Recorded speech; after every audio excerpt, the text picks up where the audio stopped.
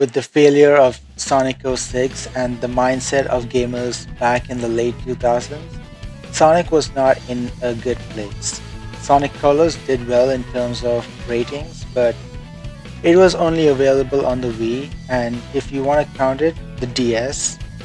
But Sonic Team wanted something big for the 20th anniversary, something that many gamers are gonna enjoy, and that led to Sonic Generation. The success of the boost formula from Unleashed led to the team trying to find ways to improve on it, and it really worked well in Generations. Now, before I start talking about this video, I just want to say that I will mostly only be talking about the original game from 2011, and I will only briefly mention the remaster from 2024. So anyway, you're probably wondering why the title of the video sounds a little negative. Before I get to that, I'll talk about the positives first. Sonic Generations has some of the best level designs I have seen in a Boost game and even in the whole series. Both classic and modern stages have really cool gimmicks that make each level feel so unique. I know these are stages from past Sonic games, but it still gives you a fresh new experience, from Green Hill to Speed Highway to Crisis City and even the bosses. The same also applies to the music. While there isn't anything going on with the story, it wasn't a bad choice to play it safe. These are just the small bits of what makes Generations a good game. The main highlight of it is the level design and the gameplay. This is where I have some issues. Earlier I mentioned how they took the boost gameplay from Unleashed and improved it here. That's not really false, but at the same time, it's not true. In Unleashed, you could boost, jump, slide, homing attack, stomp, drift, quick step, and light dash, and there are other moves as well.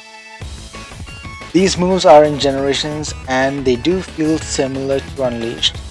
However, they work very differently. The homing attack range has decreased a lot. The stomp stops all your momentum. The drift is somehow worse, and the light dash can only be used in certain ranges. Of course, this is just me saying I prefer the Unleashed gameplay more. I don't hate the Generations gameplay for this. I'm just saying there is not much depth in here. When I make an Unleashed video, I'll talk more about why I prefer the gameplay there. When it comes to how the gameplay interacts with the level design, it's not that bad. My only issues are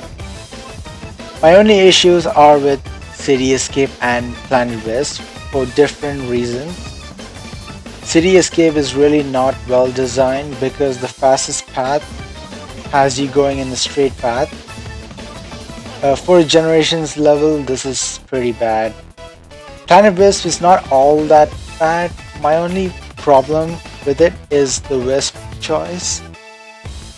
There are better choices to pick. Spike Wisp, taken by Classic Sonic for obvious reasons. I would have loved to see Laser or Cube Wisp instead, or if not them, at least not make half the level force you to use the Rocket Wisp. Sonic Colors did not force you to use Wisps in the longer level. Classic Sonic is one of the biggest reasons why I don't really enjoy replaying this game. This side covers pretty much half the game length, and on the surface it's not that bad. But this is not the same Classic Sonic I know from the Genesis titles. This guy has no momentum rolling downhill, his spin dash is way too OP, making him play like Adventure Sonic in 2D, and the game tries to make him look cute. Do you look at the 90s Sonic and call him cute? I get he's supposed to be a younger Sonic, but he's not a baby. Anyway, back to the gameplay. The OP spin dash allows you to skip some of the platforming sections, making it pointless because it's not even that difficult to do. You just spin dash and jump at the right time at an incline. The bosses for this game are actually pretty good with the exception of one.